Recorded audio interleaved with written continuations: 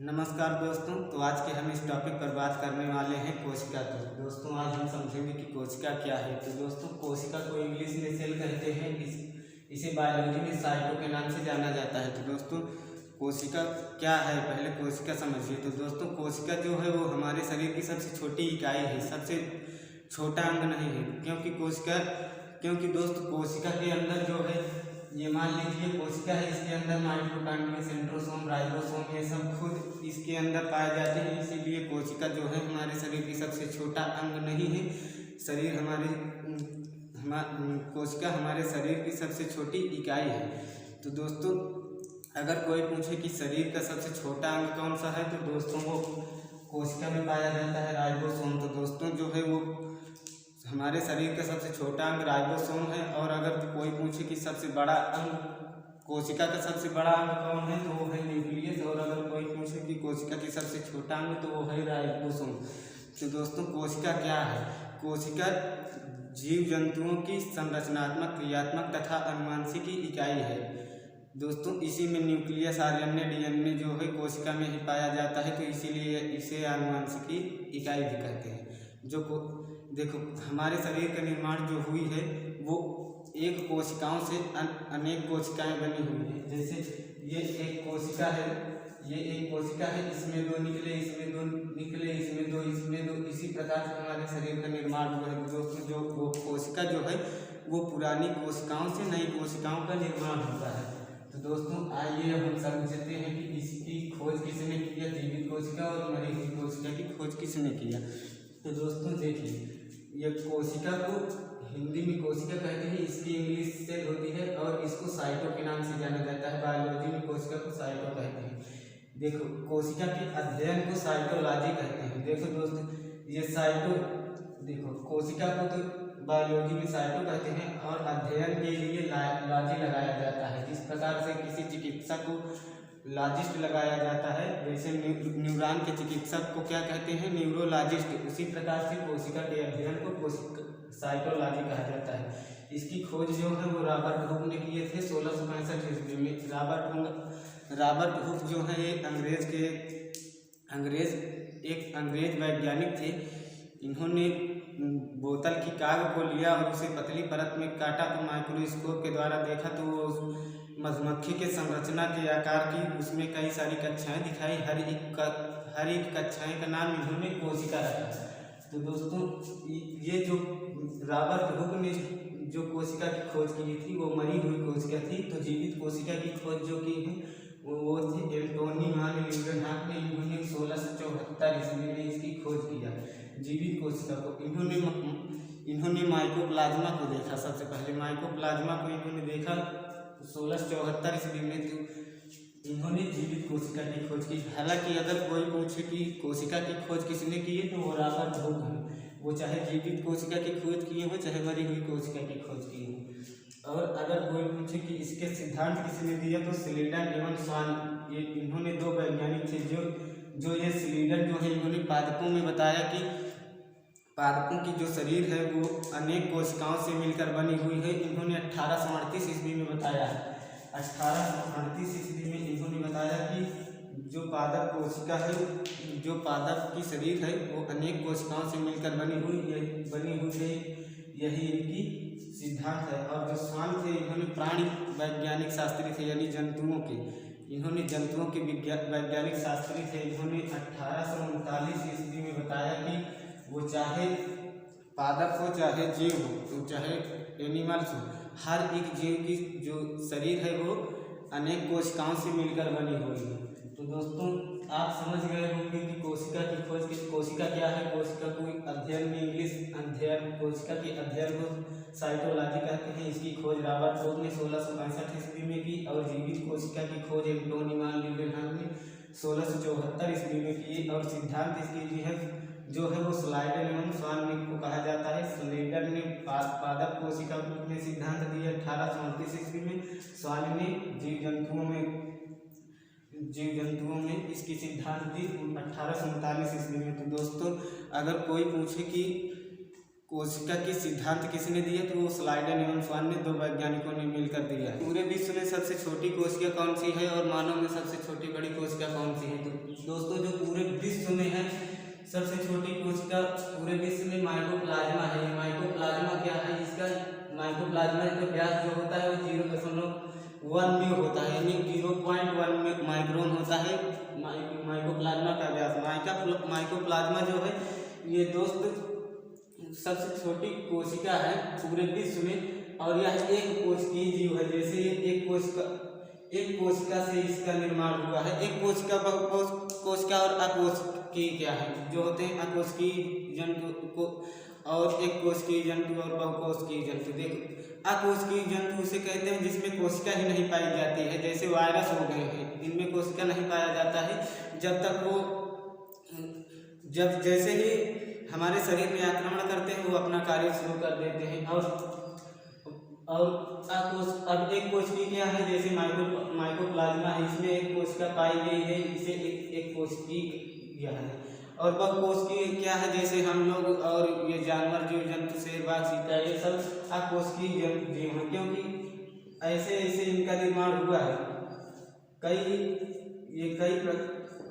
देखिए ये एक कोशिकीय नहीं है, ये बहुकोशिकीय है। बहुकोशिकीय में जैसे हम लोग आते हैं, आप लोग आते हैं, इसे बहुकोशिकीय कहते हैं, यानी अनेक कोशिकाओं से मिलकर हमारे शरीर का निर्माण हुआ है। तो दोस्तों माइकोप्लाज्मा जो है वो एक कोशिकीय जीव है और यह विश्व की सबसे छोटी कोशिका है। इसका जो व्यास होता है वो 0.1 माइक्रोन होता है। और विश्व में पूरे विश्व में सबसे बड़ी कोशिका जो है वो है शुतुरमुर्ग का अंडाणु। इसका जो लंबाई होता है वो होती है 15 से 17 सेंटीमीटर इसकी लंबाई होती है शुतुरमुर्ग का अंडाणु। देखो दोस्तों कभी कभी ये भी एग्जाम में पूछा जाता है कि ये जो शुतुरमुर्ग होता है, ऐसे पूछा जाता है कि विश्व में ऐसा कौन सा पक्षी है जो उड़ नहीं पाता है, तो वो शुतुरमुर्ग है और ऐसे कई पक्षियाँ हैं। तो इसका क्वेश्चन बनता है कि विश्व में ऐसा कौन सा पक्षी है जो सबसे तेजी से दौड़ता है, यानी ये जमीन पर सबसे तेजी से दौड़ता है कौन? ये शुतुरमुर्ग है। और इसके ऊपर और एक क्वेश्चन बनता है कि विश्व में सबसे बड़ी आंख वाला कौन सा पक्षी है, तो वो भी शुतुरमुर्ग है। तो दोस्तों पूरे विश्व में आप समझ गए, पूरे विश्व में सबसे छोटी कोशिका माइकोप्लाज्मा, इसका व्यास 0.1 माइक्रोन होता है। और पूरे विश्व में सबसे बड़ी कोशिका जो है वो शुतुरमुर्ग का अंडाणु, इसका जो लंबाई होता है 15 से 17 सेंटीमीटर होता है। अब मानव में देखते हैं दोस्तों, मानव में जो सबसे छोटी कोशिका है वो शुक्राणु या स्पर्म, इससे इंग्लिश में स्पर्म कहते हैं, यह मेल में होता है, यह पुरुष में होता है। ये मानव में सबसे छोटी कोशिका शुक्राणु होता है, इसको इंग्लिश में स्पर्म कहते हैं, यह मेल में यानी पुरुष में पाया जाता है।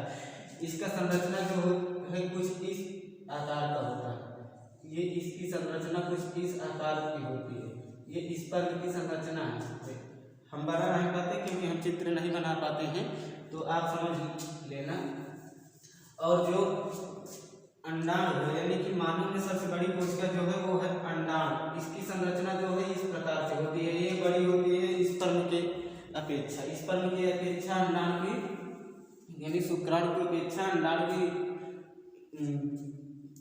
का व्यास बड़ा होता है। और पूरे ये जो मानव में है, मानव में सबसे लंबी कोशिका जो है वो न्यूरॉन है। न्यूरॉन में कोशिका विभाजन नहीं होता है, और अगर पूछ ले कि कोशिका विभाजन कहाँ पर नहीं होता है तो न्यूरॉन में नहीं होता है, ये ब्रेन में होता है।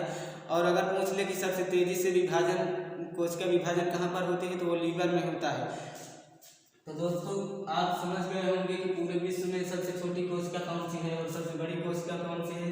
मानव में सबसे छोटी बड़ी लंबी कोशिका आप समझ गए होंगे। तो अब अपना अगला टॉपिक है कोशिकांग। तो दोस्तों कोशिकांग क्या है? कोशिका के सभी अंगों को कोशिकांग कहते हैं, जैसे सेंट्रोसोम, लाइसोसोम, राइबोसोम, ये सब कोशिका के अंग हैं। तो इन्हीं सबको मिलाकर बोला जाए तो इसे कोशिकांग कहते हैं। तो कोशिका के सभी अंगों को कोशिकांग कहते हैं। तो दोस्तों पहला है हमारा कोशिका झिल्ली, इसे सेल मेम्ब्रेन कहते हैं इंग्लिश में, इसे प्लाज्मा झिल्ली के नाम से भी जाना जाता है। यह जंतु और पादप दोनों में पाया जाता है। देखो कोशिका झिल्ली जो होती है वो जंतु और पादप दोनों में पाए जाते हैं। इसे इंग्लिश में सेल मेम्ब्रेन कहते हैं। यह प्रोटीन की बनी होती है, इसका निर्माण जो है वो प्रोटीन से हुआ होता है। जो कोशिका झिल्ली है वो प्रोटीन से बनी होती है और और इसे इंग्लिश में सेल मेम्ब्रेन भी कहते हैं। इसे प्लाज्मा झिल्ली के भी नाम से जाना जाता है, कोशिका झिल्ली को। देखो जैसे ये कोशिका हमारी है,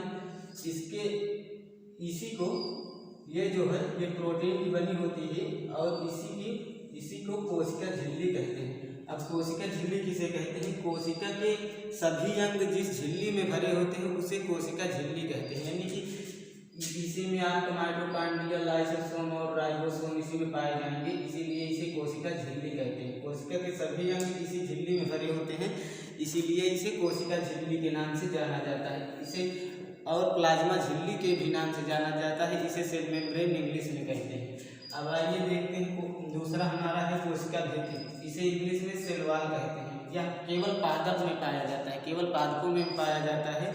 केवल पादपों में इसलिए पाया जाता है दोस्त क्योंकि देखिए ये पादप का संरचना जो है वो कुछ बहुत बड़ा सा होता है पादप, इसीलिए जो है इसमें जो कोशिकाएं हैं इसकी संरचना ज़्यादा भारी है, इसीलिए कोशिका झिल्ली के ऊपर एक झिल्ली लगी होती है, इसे दोहरी झिल्ली के भी नाम से जाना जाता है। कोशिका भित्ति को जो दोहरी झिल्ली लगी होती है उसी को कहते हैं कोशिका भित्ति। तो दोस्तों कोशिका भित्ति जो होती है वो सेल्यूलोज का बना होता है, सेल्यूलोज का बना होता है।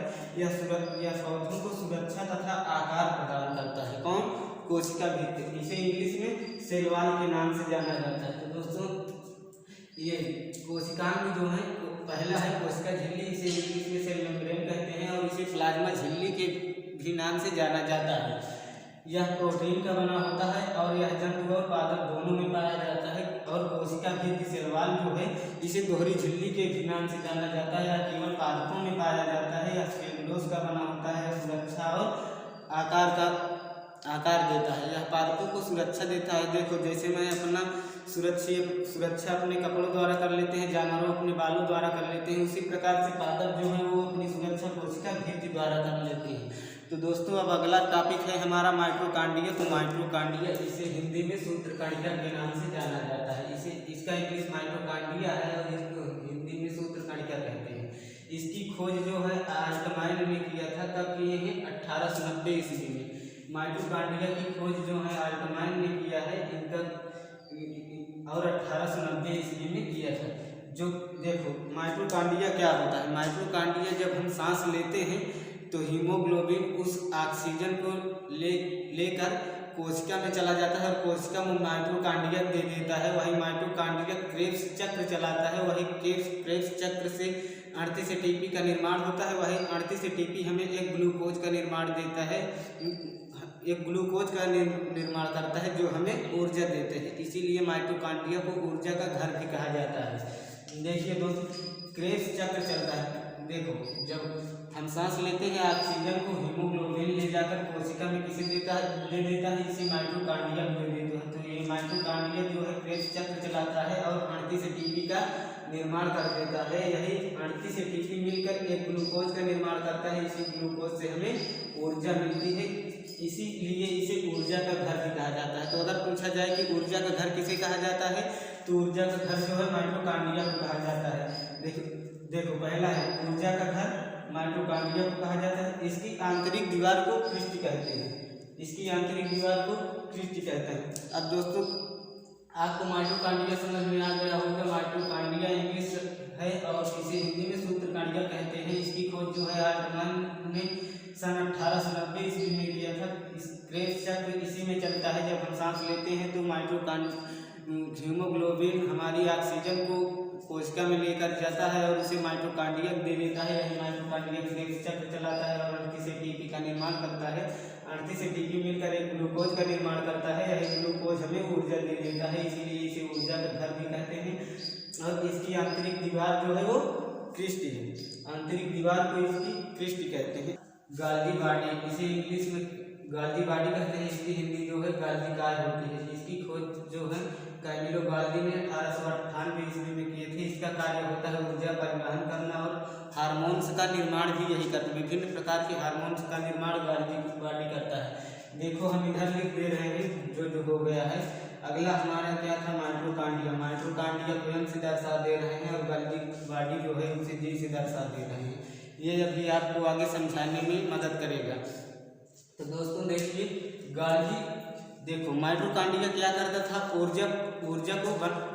ऊर्जा प्रदान करता, यानी ऊर्जा का निर्माण कौन करता था, माइटोकॉन्ड्रिया। और उस ऊर्जा को कोई ना कोई तो होगा जो हमारे पूरे शरीर से हमारे जीभ को ले आकर ऊर्जा दे रहा है। तो ये ऊर्जा परिवहन काम कौन कर रहा है, गाल्गी बॉडी। देखो हम आपको जो समझा रहे हैं, पढ़ा रहे हैं, इसमें हमारे हाथ पैर की कोई आवश्यकता नहीं, सबसे ज़्यादा हमारे जीभ की आवश्यकता है। ये जीभ अगर इसमें ऊर्जा नहीं रहेगी तो ये काम नहीं करे, हम बोल नहीं पाएंगे। तो कोई ना कोई तो हो जो पैर और हाथ, पूरे सिर का जो हाथ पैर पूरा पेट है, इसकी ऊर्जा को एकत्रित करके हमारे जीभ को दो। तो यही काम कर इसका होता है गाल्गी बॉडी का। इसकी खोज जो है कैमिलो गाल्गी ने 1898 ईस्वी में किया था। जो गाल्गी बॉडी इसका नाम पड़ा, इन्हीं के नाम पर पड़ा। इन्हीं ने जब कैमिलो गाल्गी ने जब इसकी खोज की तो गाल्गी बॉडी इसका नाम रख दिया। तो इसकी खोज कब हुई, 1898 में। इसका कार्य क्या होता है, ऊर्जा को परिवहन करना और विभिन्न प्रकार के हार्मोन्स का निर्माण करता है, यही गाल्गी बॉडी। तो गाल्गी बॉडी जो आप ये जो है ऊर्जा को एकत्रित, यानी ऊर्जा को संतुलित बनाता है हमारी शरीर को। जब हमारी शरीर थकती है तो पूरी शरीर थक जाती है, ना कि एक अंग। जो हमारा क्या हाथ अकेले थकेगा नहीं, तो ये जो हमारी शरीर जब थकेगी तो पूरी थके, वो दर्द करने लगता है, हाथ पैर जो होता है। और जब थकती है तो पूरा शरीर इकट्ठा थकता है। तो इसे देखिए, गाल्गी बॉडी को गाल्गी बॉडी इंग्लिश शब्द है और इसे हिंदी में गाल्गी काया कहते हैं।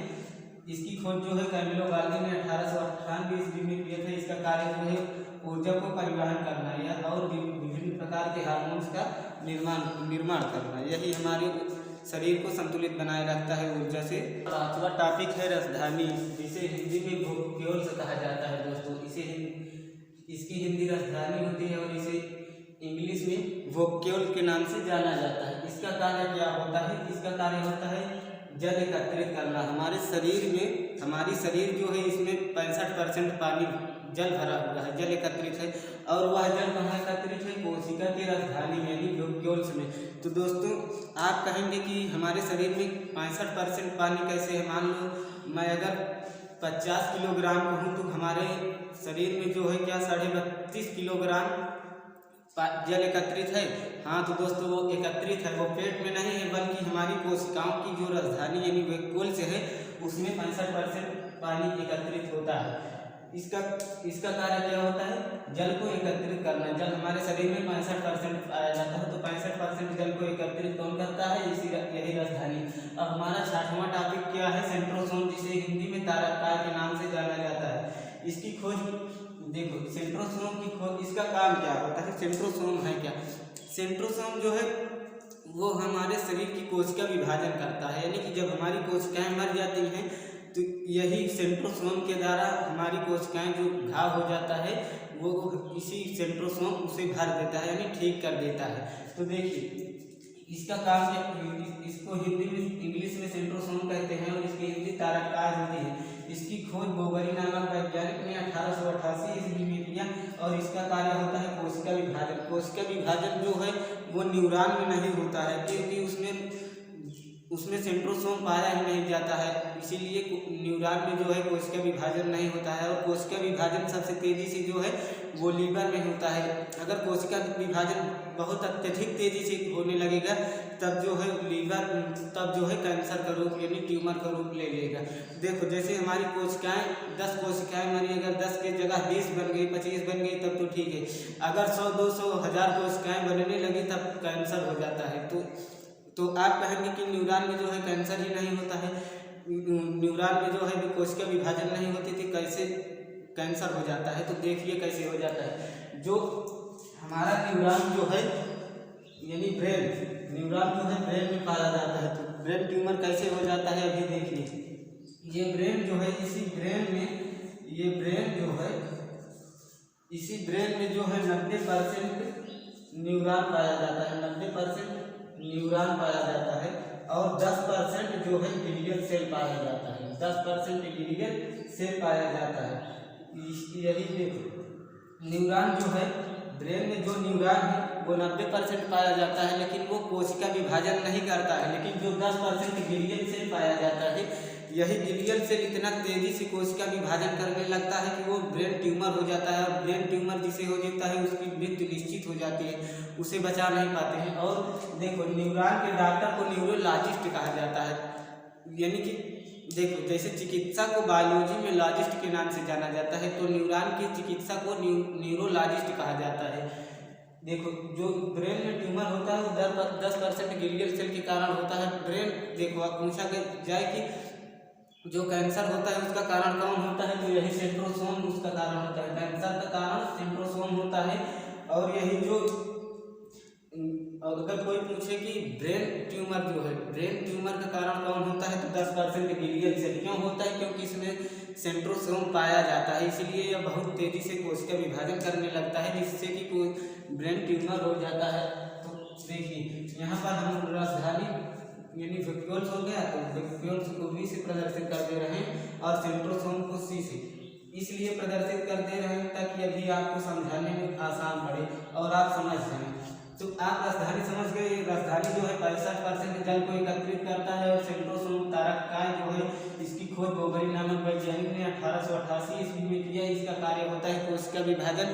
कैंसर कैसा होता है, और सबसे तेजी से जो कोशिका विभाजन होता है वो लीवर में होता है, और ब्रेन यानी न्यूरॉन में कोशिका विभाजन होता ही नहीं है। इसी और जो 10% ग्लियल सेल पाया जाता है, इसी का कारण होता है ब्रेन ट्यूमर। हमारा 7वां टॉपिक है अंतःप्रदव्य जालिका। इसे शॉर्टकट में ER के नाम से जाना जाता है। इसकी इंग्लिश होती है एंडोप्लाज्मिक रेटिकुलम। इसे हिंदी में कहते हैं अंतःप्रदव्य जालिका।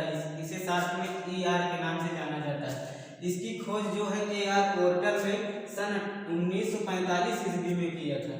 ये अंतःप्रदव्य जालिका की खोज। इसका कार्य क्या होता है? इसका कार्य होता है कोशिकाओं को कंकाल, यानी जैसे हमारी शरीर जो है, ये कंकाल हमारे शरीर में पाई जाती है तो हम खड़े हैं, उसी प्रकार से कोशिकाओं में ये अंतःप्रदव्य जो है आंतरिक काम यानी आंतरिक सहायता कंकाल का काम करता है। ये जो होता है दोस्तों, ये जिस प्रकार से हम खड़े हैं उसी प्रकार से जैसे कोशिकाओं में इसी प्रकार से अंतःप्रदव्य जालिका पाई जाती है। जब कोशिकाएं ही नहीं रहेंगी तो अंतःप्रदव्य जालिका नहीं रहेगा, तो ये कोशिकाएं ऐसे गिर जाएंगी। यानी जैसे हम खड़े हैं, अभी कंकाल ना हो तो ऐसे गिर जाएंगे। उसी प्रकार से ये भी होता है। इसकी जो संरचना होती है कुछ इस टाइप से होती है। देखिए, ये 2 भागों में ऐसे बढ़ जाती है। ये जो है आपका ये स्मूथ वाला है, ये स्मूथ टाइप होता है। इसमें ये जो है वसा का निर्माण करता है। वसा यानी चर्बी का निर्माण कहाँ से होता है? एंडोप्लाज्मिक रेटिकुलम के स्मूथ साइड से।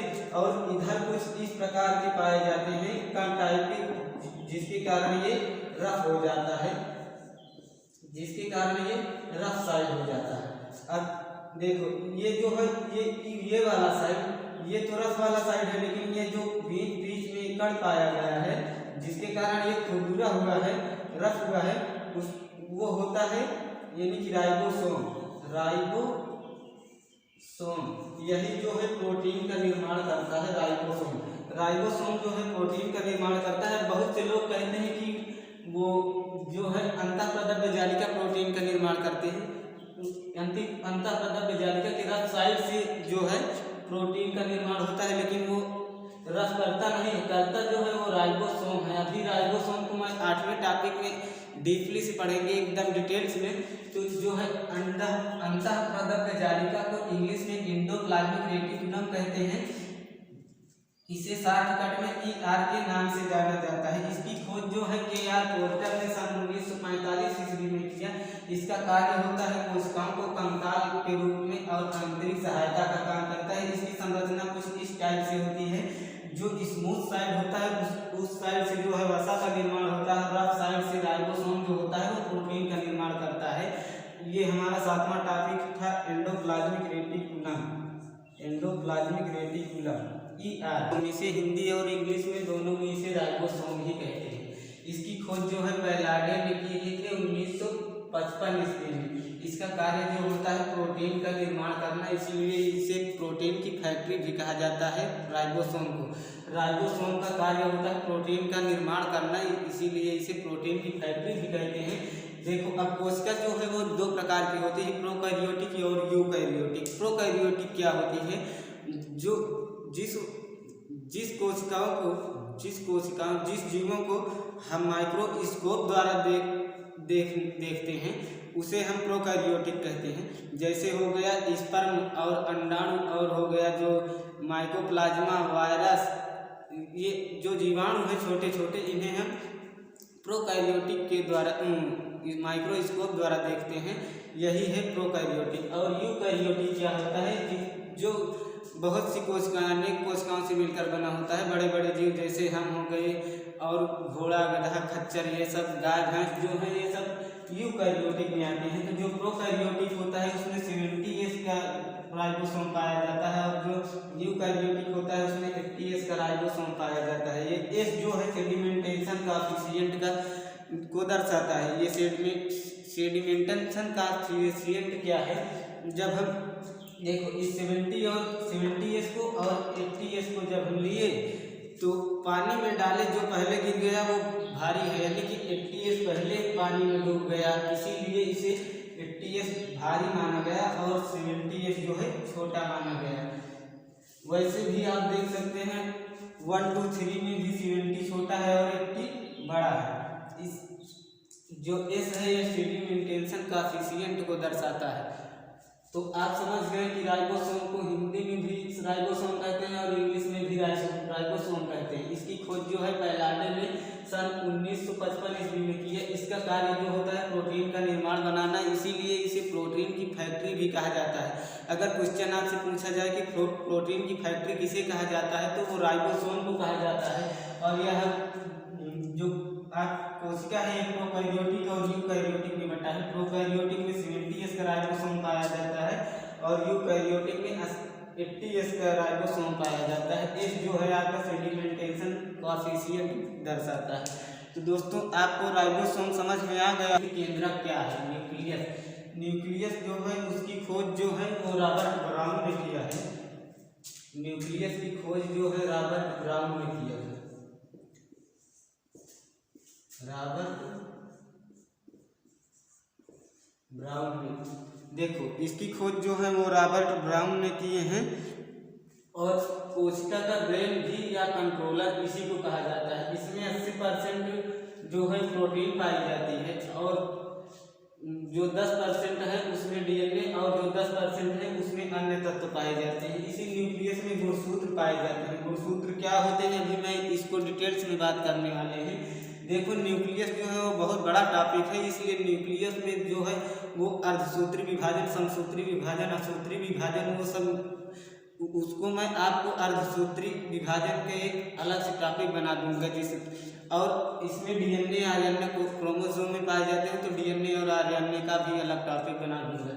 तो अभी हमारा मेन फोकस है न्यूक्लियस यानी केंद्रक क्या है। देखो केंद्रक की खोज जो है वो रॉबर्ट ब्राउन ने किए हैं, और कोशिका का ब्रेन भी इसी केंद्रक को या कोशिका को कंट्रोलर कहा जाता है। देखो जो कोशिका के सभी अंग हैं, जैसे ये है माइटोकॉन्ड्रिया, गाल्गी बॉडी, और ये राइबोसोम, अगला हो गया है राइबोसोम, ये सभी जो इन सभी को कंट्रोल कौन करता है, यही न्यूक्लियस ये इन सभी को कंट्रोल करता है। यानी माइटोकॉन्ड्रिया कहता है तुम ऊर्जा बनाओ और गाल्गी बॉडी का परिवहन करो, इसी सब को कंट्रोल कौन करता है, न्यूक्लियस। इसीलिए इसे कोशिका का कंट्रोलर या कोशिका का ब्रेन कहा जाता है।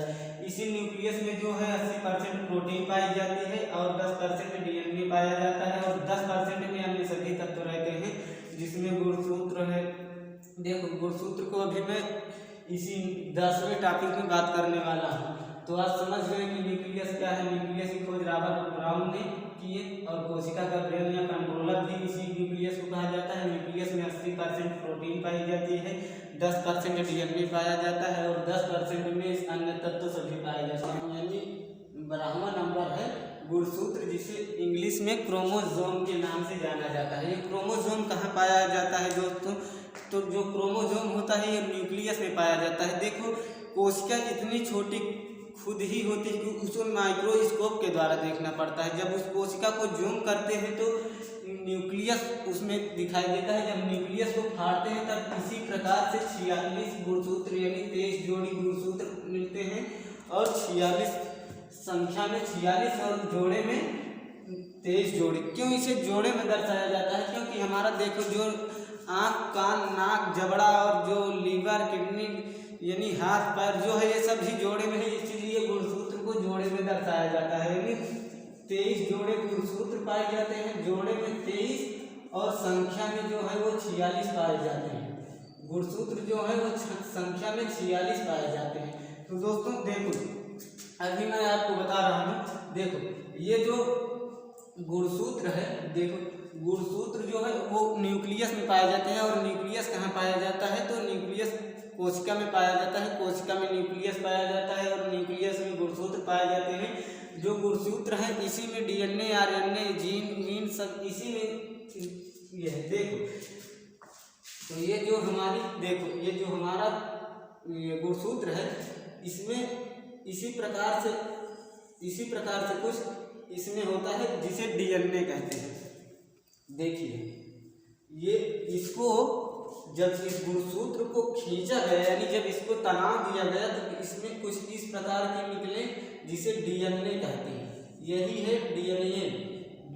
और कुछ इसे इस प्रकार से और ज़्यादा खींचा गया। एक वैज्ञानिक थे जोहानसन नामक ने जब आए तो इसे खींचे तो ये कुछ इस प्रकार से निकला जिसे जीन कहते हैं। इसे जीन कहते हैं। क्या? जीन। तो देखो ये जो न्यूक्लियस है उसमें गुणसूत्र पाया जाता है और गुणसूत्र कितने? 46 गुणसूत्र यानी 23 जोड़ी गुणसूत्र पाए जाते हैं। जब गुणसूत्र को ज़्यादा खींचा तो कुछ खींचा तो उसमें डीएनए निकला। जब डीएनए की और ज़्यादा खींचे तब उसमें जीन निकला। अब देखिए ये क्या है? इस देखो ये जो जीन है ये द्विहेलिकल का होता है, यानी कि जो डीएनए है ये द्विहेलिकल में होता है, द्विकुंडलीय होता है। ये जो ये वाली परत जो है ये वाली ये क्या है इसकी? ये जो है इसे न्यूक्लियोटाइड कहते हैं। न्यूक्लियोटाइड के नाम से इसे जाना जाता है। और देखो कभी कभी ये क्या है? ये जहाँ पर जाकर मिली है ये क्या है? ये है क्रोमैटिन। इसी को क्रोमैटिन के नाम से जाना जाता है। क्रोमैटिन इसी को कहा जाता है। कभी कभी देखो कभी एग्जाम में ये भी पूछ लेता है कि क्रोमैटिन से क्रोमैटिन की दूरी कितनी होती है? तो इसकी जो दूरी होती है वो होती है 34 एंगस्ट्रॉम। देखो ये जो इसकी दूरी होती है इसकी दूरी कितना होता है? तो 34 एंगस्ट्रॉम। ये एग्जाम में पूछ लेता है कभी कभी। तो जो आरएनए होता है वो एक कुंडली का होता है, यानी उसमें केवल इसी प्रकार के पाए जाते हैं। इस प्रकार से आरएनए की संरचना होती है। तो डीएनए की संरचना डबल हेलिकल और जो आरएनए की यानी सिंगल। तो इसको मैं डीपली से जो है अर्धसूत्री विभाजन में पढ़ूंगा। देखो जो अर्धसूत्री विभाजन है उसमें बताऊंगा कि कैसे जुड़वा बच्चे होते हैं, कैसे शरीर का निर्माण कितने गुणसूत्र से होता है, कितने गुणसूत्र से लिंग का निर्माण होता है, कैसे लड़की होता है और कैसे लड़का होता है। यानी जो माँ के पेट से बच्चे होते हैं वो कैसे लड़के बनते हैं, कैसे लड़की बनती हैं, ये सब मैं उसी अर्धसूत्री विभाजन में बताऊंगा। और ये जो आपका डीएनए और आरएनए है इसका एक अलग टॉपिक बना दूंगा। डीएनए आरएनए क्या है, थायमिन, ग्वानिन, साइटोसिन, एडेनिन ये सब कैसे जुड़ते हैं, डबल बॉन्ड से कैसे जुड़ता है और ट्रिपल बॉन्ड से कैसे जुड़ता है। तो ये सब मैं आपको डीएनए और आरएनए में बताऊंगा। हमारा टॉपिक है लाइसोसोम। इसे हिंदी में लाइसोसोम कहते हैं और इसकी इंग्लिश भी लाइसोसोम ही होती है। इसकी खोज जो है डी डुबे नामक वैज्ञानिक ने सन 1955 ईस्वी में किया था। इसका कार्य क्या होता है? इसका कार्य होता है कोशिका को पाचन करना। यानी जैसे यहाँ पर देखो ये माइटोकॉन्ड्रिया, अगर ये माइटोकॉन्ड्रिया इसमें खत्म हो जाए या गाल्गी बॉडी या सेंट्रोसोम न्यूक्लियस कुछ भी अगर इसमें खत्म हो जाए तो उसका पाचन जो है यही लाइसोसोम करता है। यह जल अपघटन एंजाइम का कार्य करता है और इसे कोशिकीय पाचन भी करता है। इसे आत्महत्या की थैली के नाम से जाना जाता है। आरबीसी जो है वो लाइसोसोम नहीं पाया जाता है, इसीलिए जो आरबीसी क्या है, आरबीसी जो ब्लड का एक रुधिराणु है, आरबीसी, डब्ल्यूबीसी और प्लेटलेट जो होता है वो सब ये आरबीसी में जो है लाइसोसोम नहीं पाया जाता है। इसीलिए ये लाइसोसोम जो है वो प्लीहा या दिल्ली में आकर मरता है। प्लीहा में नष्ट होता है। प्लीहा में लाइसोसोम पाया जाता है जिससे कि यह रुधिराण को खत्म कर देता है, नहीं पाचन कर देता है। तो देखो लाइसोसोम को हिंदी में लाइसोसोम कहते हैं, इसका इंग्लिश भी लाइसोसोम ही होता है। इसकी खोज जो है डी ड्यूबे नामक वैज्ञानिक ने सन 1955 ईस्वी में किया। इसका कार्य जलाघटन एंजाइम या कोशिकीय पाचन का काम करता है। आत्महत्या की थैली इसे आत्महत्या की थैली के नाम से भी जाना जाता है। आरबीसी में लाइसोसोम नहीं पाया जाता है, इसीलिए आरबीसी जो है प्लीहा या तिल्ली में आकर मरता है। प्लीहा या तिल्ली यहाँ पर होता है, प्लीहा या तिल्ली यहाँ पर आकर आरबीसी मरता है। देखो जैसे हमारी कोशिकाएं मर गई, जैसे लॉकडाउन में पुलिस मार रही थी तो काला पड़ जा रहा था, तो जब डॉक्टर के पास जाते थे आप तो डॉक्टर कहता था कि इसे जाओ गर्म पानी से सेकिए। तो वो डॉक्टर गर्म पानी से इस प्रकार से क्यों सेकने को कहता था, क्योंकि वहाँ की कोशिकाएं मर गई हैं। जब कोशिकाएं मर गई हैं तो जब आप पानी से सेकोगी, उसे पानी से जब ऐसे ऐसे पानी लगाओगी तो अगल बगल की कोशिकाएं जो होती हैं उनके जो लाइसोसोम होते हैं वो देखते हैं क्या हुआ है। जब आते हैं देखते हैं तो कहते हैं ये तो पूरी कोशिका ही मर गई है। तो अगल बगल की जो कोशिकाएं होती हैं वो चारों तरफ से कोशिकाएं जो होती हैं घाव को इधर भी लाइसोसोम, इधर से लाइसोसोम, इधर से लाइसोसोम जो है वो धीरे धीरे आपकी घाव को या आपकी कोशिकाओं को ठीक कर देता है। इसीलिए देखो जैसे आपके यहाँ पर चोट लगी है तो एक तरफ से आपका ठीक नहीं होगा, चारों तरफ से ठीक होगा, क्योंकि चारों तरफ की जो कोशिकाएं हैं उनके लाइसोसोम चारों तरफ से काम करेंगे। देखिए जैसे अभी ये माइटोकॉन्ड्रिया मार दोगे तो ये सेंट्रोसोम कोशिका विभाजन करके ये तो देखो जैसे माइटोकॉन्ड्रिया को आप माइटोकॉन्ड्रिया मर गया तो न्यूक्लियस कहेगा सेंट्रोसोम, माइटोकॉन्ड्रिया मर गया जिस माइटोकॉन्ड्रिया को ये सेंट्रोसोम यानी कोशिका विभाजन करके एक माइटोकॉन्ड्रिया बना देगा। अगर जो लाइसोसोम होता है वो इसका कोशिकीय पाचन कर देगा। अगर मान लीजिए जब लाइसोसोम ही मर जाएगा तो माइटोकॉन्ड्रिया को भी ये यानी इसे आत्महत्या की थैली कहते हैं। तो पूरा ये जो कोशिकाएं हैं सभी मर जाएंगी, तो यानी कि कोशिका ही मर जाएगी। तो उस कोशिका का निर्माण अगल बगल की कोशिकाओं से हो जाता है। यही कोशिका का निर्माण अगर बहुत तेजी से हो जाएगा तो कैंसर बन जाएगा। आप लोग समझ रहे हैं ना।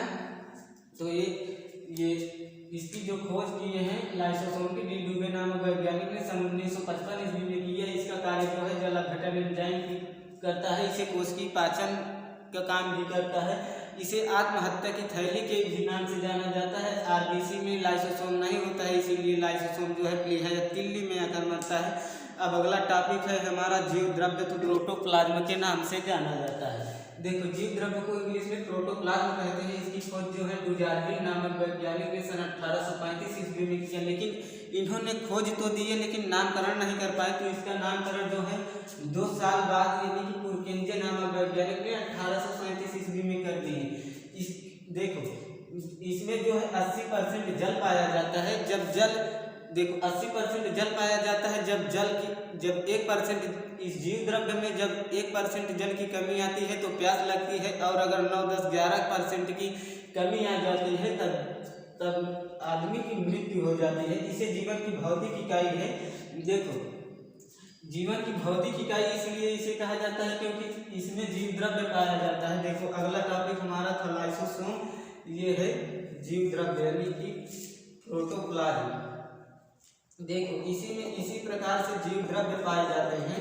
कोशिका के सभी अंग देखो इसी में इस प्रकार के जीव द्रव्य पाए, और न्यूक्लियस में जो है वो न्यूक्लियस में जीव द्रव्य अलग से पाया जाता है। इसे नीले कलर से कर देता हूँ। देखिए ये जो है न्यूक्लियस का जीव द्रव्य है, और ये जो है काले से जो हुआ है, देखो ये काला जो हुआ है ये जो है पूरे कोशिका की यानी कि कोशिकांग के जीव द्रव्य है। देखो इसे देखो ये जो है इसे कहते हैं कोशिका द्रव्य यानी कोशिका द्रव्य। इसे इंग्लिश में कहते हैं सेल प्लाज्मा, समझ रहे हो ना। इसे इंग्लिश में कहते हैं साइटोप्लाज्म। साइटोप्लाज्म यानी बायोलॉजी को जो है कोशिका को बायोलॉजी में साइटो के नाम से जाना जाता है और प्लाज्म माने द्रव्य होता है, इसीलिए इसे कोशिका प्लाज्म कहते हैं। और ये जो न्यूक्लियस का है इसे कहते हैं केंद्रिका द्रव्य। केंद्रिका द्रव्य, इसे केंद्रिका यानी कि इसे कहते हैं न्यूक्लियोप्लाज्म। जब ये कोशिका द्रव्य, देखिए ये जब कोशिका द्रव्य और जब केंद्रिका द्रव्य मिलता है तब जो है जीव द्रव्य का निर्माण होता है। जीव द्रव्य का निर्माण होता है जब ये कोशिका द्रव्य और ये केंद्रिका द्रव्य जब मिलते हैं। देखो अभी ये तो केंद्रिका द्रव्य है और ये कोशिका द्रव्य है, ये सभी कोशिका द्रव्य है और ये जो काले से नीले से हैं ये जो है केंद्रिका द्रव्य है। अभी ये अलग अलग है, जब ये दोनों मिलते हैं आपस में कोशिका में तब इसे कोशिका द्रव्य कहते हैं। इस दोनों को मिलाकर 80% जल होता है और जब 1% की कमी आती है तब प्यास लगती है और 10-11% की कमी आ जाती है, यानी 10% की कमी आ जाती है तो इंसान की मृत्यु हो जाती है, जीवों की मृत्यु हो जाती है। देखो वैज्ञानिकों ने दिमाग लगाया कि इस जीव कोशिका का जीव द्रव्य जो है यानी कि जो एक कोशिका है, इस कोशिका का जीव द्रव्य इंजेक्शन द्वारा यानी बाहर निकालने के लिए तब ये जो लाइसोसोम और ये जो माइटोकॉन्ड्रिया, गाल्गी बॉडी और सेंट्रोसोम है ये सब खत्म हो गए यानी मर गए। लेकिन ये न्यूक्लियस जो है केंद्रिका द्रव्य यानी न्यूक्लियस जो है ये अभी भी जीवित था, क्योंकि इसके अंदर जो जीव द्रव्य था वो अभी जीवित है, यानी केंद्रिका द्रव्य जो था ये अभी इसके अंदर है। तो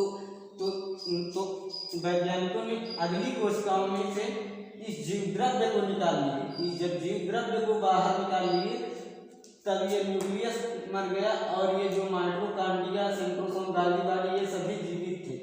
तो उन्होंने यही बताया कि जो जीव द्रव्य इसी दोनों को मिलाकर जीव द्रव्य बना। तो उन्होंने बताया कि जीव द्रव्य जो है जीवन की भौतिक इकाई है, यानी कि जीव द्रव्य कोशिकाओं में रहना अनिवार्य है। इसे देखो जीव द्रव्य इसमें क्यों भरा गया, जीव द्रव्य इसमें इसलिए भरा गया ताकि जो आपस में माइटोकॉन्ड्रिया, गाल्गी बॉडी, सेंट्रोसोम है ये आपस में टकराए नहीं तो माइटोकॉन्ड्रिया कहेगा तुम हमारे तरफ आ रहे हो, कहेगा तुम हमारे तरफ आ रहे हो, और न्यूक्लियस कहेगा अगर शायद लाइसोसोम अगर भड़क गए तो लाइसोसोम खुद को फाड़ देगा, जिससे कि पूरी कोशिकाओं की मृत्यु हो जाएगी, यानी कि आत्महत्या की थैली हो जाएगी। इसीलिए इसे आत्महत्या की थैली कहते हैं लाइसोसोम को। तो दोस्तों हमारा ये जीव द्रव्य जो 11वां टॉपिक था ये समाप्त हो गए, जीव द्रव्य समाप्त हो गया, यानी कि इसकी खोज जो है बुजार्डिन नामक वैज्ञानिक ने 1835 ईस्वी में किया, लेकिन उन्होंने नामकरण नहीं कर पाया। तो नामकरण केम्ब्रिज नामक वैज्ञानिक ने 2 साल बाद 1837 ईस्वी में कर दिए। इसमें 80% जल पाया जाता है, 1% की कमी से यानी कि जीवों को प्यास लगती है और 10% की कमी से मृत्यु हो जाती है। इसे जीवन की भौतिक इकाई कहते हैं। तो दोस्तों आपको जीव द्रव्य समझ में आ गया होगा। ये है सिलिया और फ्लैजेला। सिलिया और फ्लैजेला को भी इंग्लिश में सिलिया एंड फ्लैजेला कहते हैं। देखो यह केवल जंतुओं में पाया जाता है और कोशिका के बाहर बालनुमा संरचना पाई जाती है। देखो जैसे ये कोशिका है इसके बाहर ऐसे बालनुमा संरचना पाई जाती है, ये सभी कोशिकाओं में नहीं पाया जाता है। देखो जैसे स्पर्म है, देखो स्पर्म को ये कोशिकाओं को सिलिया और फ्लैजेला जो है ये कोशिकाओं को हिलने और डुलने में मदद करती है। शुक्राणु इसी के द्वारा गत करते हैं। यह शुक्राणुओं में ऐसी बालनुमा संरचना पाई जाती है जिसके कारण कि शुक्राणु जो है आगे गति करके निषेचन कर सकते हैं, यानी कि युग्मनज बना सकते हैं। युग्मनज और युग्मक क्या है मैं बता दूंगा आपको अर्धसूत्री विभाजन में। देखो ये जो है सिलिया और फ्लैजेला जो है ये केवल जंतुओं में पाए जाते हैं, यहाँ कोशिका के बाहर बालनुमा संरचना में पाए जाते हैं। यह हिलने और डुलने को मदद करते हैं कोशिकाओं को। शुक्राणु जो है इसी के द्वारा गति करते हैं। तो देखो ये सिलिया और फ्लैजेला हो गया। अब अगला टॉपिक है हमारा लवक। लवक को इंग्लिश में प्लास्टिड कहते हैं। यह केवल पादपों में पाया जाता है। सबसे यह पादप कोशिका में सबसे बड़ा अंग होता है। देखो जो पादप कोशिका में सबसे बड़ा अंग होता है वो है लवक, और जो जंतु कोशिका में सबसे बड़ा अंग होता है वो है न्यूक्लियस। और सब पादप यानी जंतु कोशिका में सबसे छोटा अंग जो होता है वो है राइबोसोम। देखो शरीर की सबसे छोटी अंग जो है वो सब है राइबोसोम। अब कोई कहे कि कोशिका, तो कोशिका न, क्योंकि इसके अंदर खुद ही कई सारे अंग पाए जाते हैं, तो कोशिका सबसे छोटी अंग कहाँ से होगी, इसीलिए कोशिका को इकाई कहा गया है। देखो इकाई क्या है, यूनिट। देखो अब जो वैक्यूल्स है ये राजधानी ये जल एकत्रित, अब कहेंगे कि माइटोकांड्रिया करेंगे तो माइटोकांड्रिया। अब हम सेंट्रोसोम को कहेंगे कि ऊर्जा बनाओ तो ऊर्जा तो माइटोकांड्रिया बनाएगा। अब राइबोसोम कहेंगे कि तुम कोशिका विभाजन करो, तो ये सब मुमकिन है। देखो इसीलिए देखो ये सभी काम माइटोकांड्रिया सभी काम नहीं कर सकता, एंडोप्लाज्मिक रेटिकुलम सभी काम नहीं कर सकता, सेंट्रोसोम सभी काम नहीं कर सकता। तो जो सभी काम अकेले करें उसे हम क्या कहते हैं, इकाई कहते हैं। इसीलिए जो है कोशिका हमारे शरीर की सबसे छोटी इकाई है, सबसे छोटा अंग नहीं है। तो देखो ये लवक जो होते हैं, ये लवक 3 प्रकार के होते हैं। हरित लवक यानी क्लोरोप्लास्ट, अवर्णित लवक ल्यूकोप्लास्ट और वर्णित लवक क्रोमोप्लास्ट। ये हरित लवक क्या होता है, देखो हरित लवक जो होता है वो ये तना और पत्तियों में पाया जाता है। प्रकाश संश्लेषण के कारण जो प्रकाश संश्लेषण होता है, प्रकाश संश्लेषण के द्वारा यह भोजन का निर्माण करता है। और ये अवर्णित लवक ल्यूकोप्लास्ट जो होता है, ये हरित लवक जो है ये जो भोजन का निर्माण करती है, इसी भोजन को ये मूल जड़ में एकत्रित करता है। यानी कि पतझड़ के मौसम में जब पत्तियां झड़ जाती हैं तो अपना पूर्ण रूप से भोजन प्रकाश के द्वारा नहीं बना पाती हैं, तो यही जो एकत्रित भोजन होता है मूल जड़ों में, ये उससे अपना भोजन निर्माण कर लेते हैं, ग्रहण कर लेते हैं। और ये वर्णित लवक क्या होता है, ये ना तो भोजन बनाता है और ना तो भोजन को एकत्रित करता है। ये जो वर्णित लवक है ये केवल फलों को रंग प्रदान करता है, जैसे कि गाजर का रंग जो होता है वो कैरोटीन के कारण होता है, और टमाटर का रंग जो लाल होता है वो लाइकोपिन के कारण होता है। और जो फलों का पीला रंग, जैसे आम पीला होता है, पपीता पीला होता है, तो ये सब जो है जेंथ्रोफिल के कारण होता है। तो लवक मैं आशा करता हूँ कि आप सभी को लवक समझ में आ गया होगा। जैसे कि लवक जो है वो पादप कोशिका में सबसे बड़ा अंग है, यह केवल पादपों में पाया जाता है। हरित लवक वर्णित लवक यानी क्लोरोप्लास्ट, ल्यूकोप्लास्ट, क्रोमोप्लास्ट क्या है, कौन भोजन बनाता है, कौन भोजन ग्रहण करता है, कौन फलों को रंग प्रदान करता है। तो माइटोकांड्रिया दोस्तों ये जो है इसको ऊर्जा का घर भी कहते हैं, और यही जो है ऊर्जा का निर्माण करता है। और क्रेब्स चक्र जो होता है इसी माइटोकांड्रिया में चलता है। देखो इसकी आंतरिक दीवार को क्रिस्ट कहते हैं। गाल्जी का क्या होता है, गाल्जी का जो होता है ये ऊर्जा को परिवहन करता है, यानी कि ऊर्जा को हमारे शरीर में ऊर्जा की संतुलन कौन बनाता है, तो ये गाल्जी बॉडी होता है।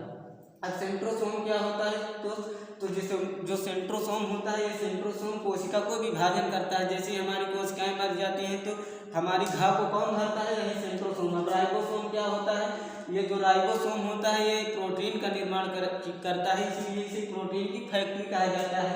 एंडोप्लाज्मिक रेटिकुलम क्या है, यह कोशिकाओं में आंतरिक कंकाल का कार्य करता है, यानी आंतरिक सहायता करता है। जिस प्रकार से हमारी बॉडी में कंकाल है उसी प्रकार से कोशिकाओं में भी कंकाल पाया जाता है, जिसे एंडोप्लाज्मिक रेटिकुलम कहते हैं। अब ये लाइसोसोम क्या होता है, लाइसोसोम को आत्महत्या की थैली के नाम से भी जाना जाता है। ये लाइसोसोम जो होता है ये आत्महत्या की थैली के नाम से जाना जाता है। यह कोशिकीय पाचन का काम करता है, जैसे ये सभी माइटोकांड्रिया जो मर जाता है ये सब इसका सब पाचन कौन करता है, लाइसोसोम। अब ये वैक्यूल्स क्या होता है दोस्तों, वैक्यूल्स जो यानी राजधानी जो होती है वो हमारे शरीर में जो 65% जल एकत्रित है उसी ये जल को 65% जल को एकत्रित करता है। अब कोशिका झिल्ली क्या होते हैं, कोशिका झिल्ली को प्लाज्मा झिल्ली के भी नाम से जाना जाता है, जो जंतु और पादप दोनों में पाया जाता है।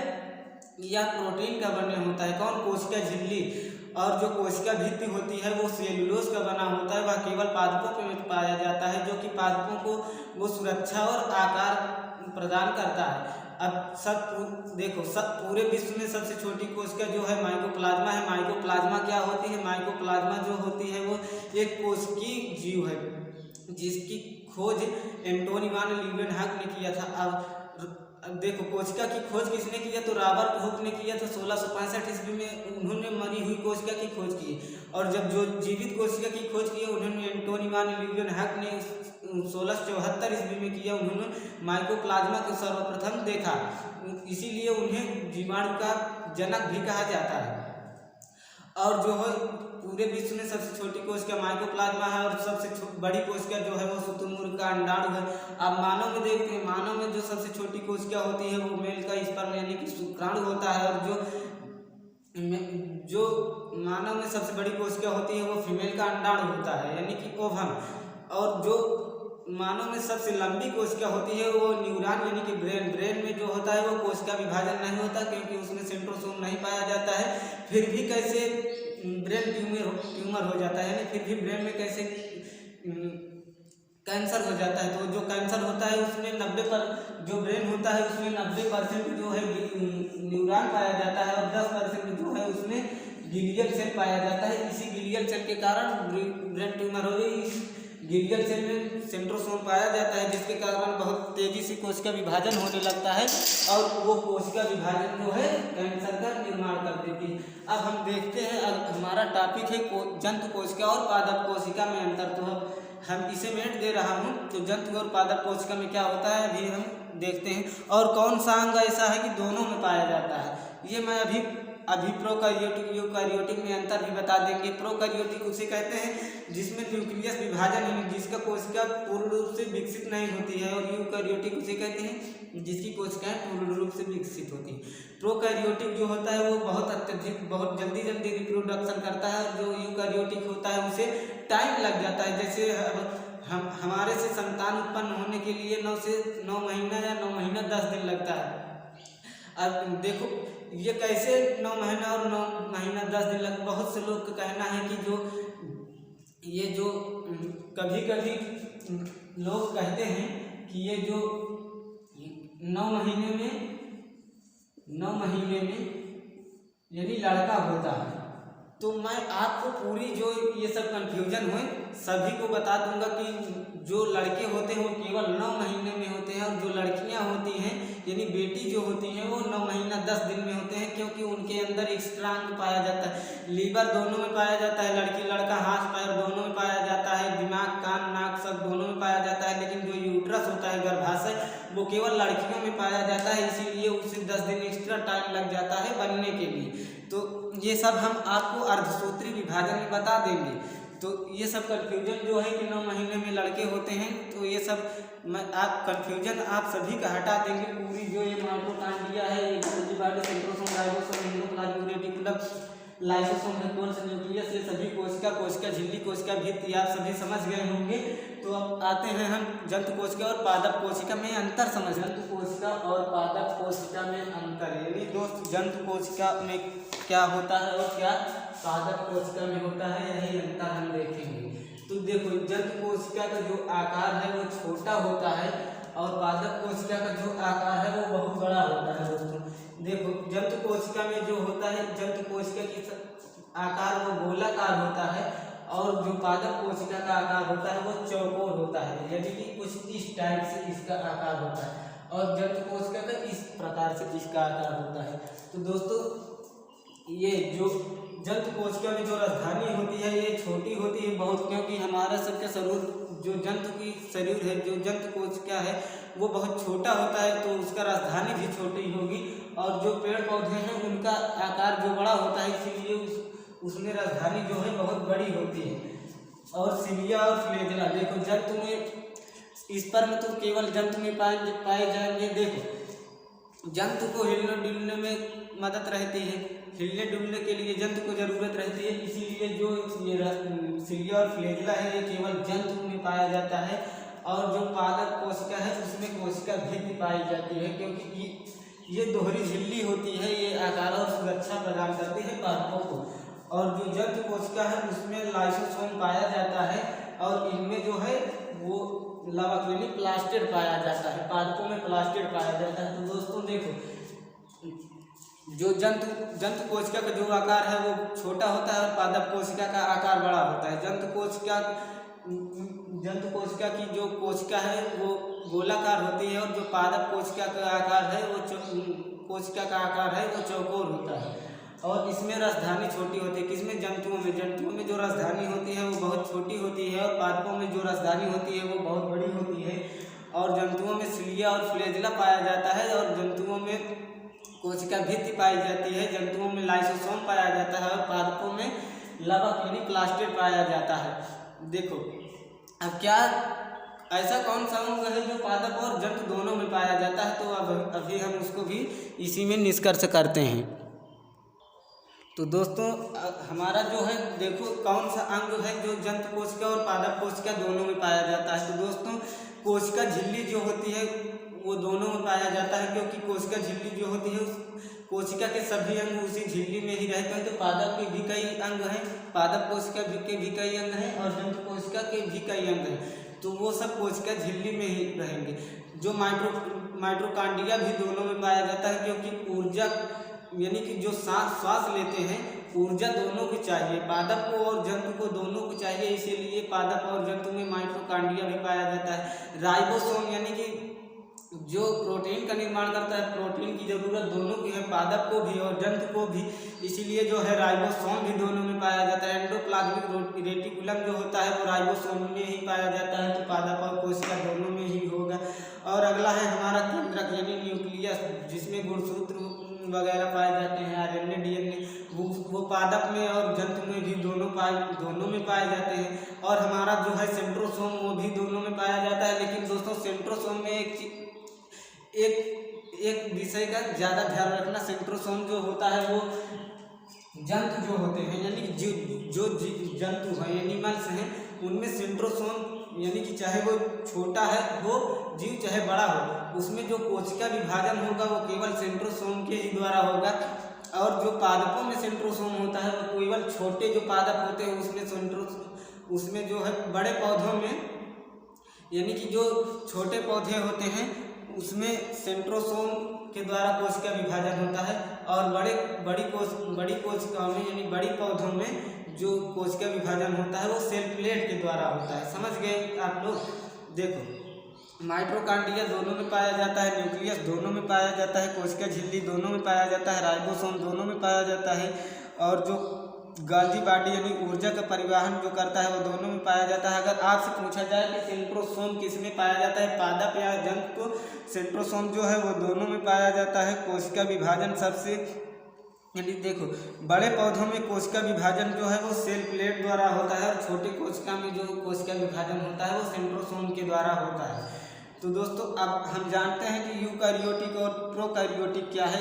देखो कोशिका के प्रकार, कोशिका जो है वो दो प्रकार के होते हैं, यूकैरियोटिक और प्रोकैरियोटिक और यूकैरियोटिक।